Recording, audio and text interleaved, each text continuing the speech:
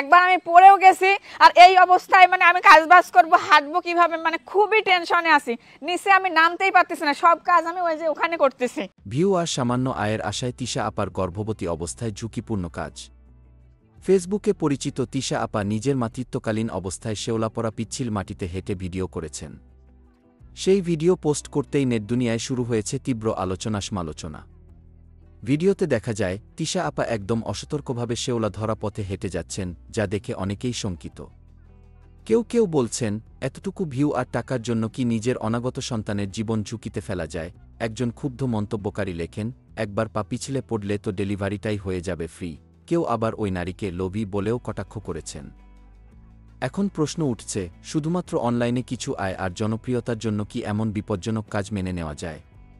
পরিবারের কেউ কি কিছু বলে না তাকে? এমন কাজ কি গ্রহণযোগ্য? নিচে কমেন্ট করে জানাতে ভুলবেন না।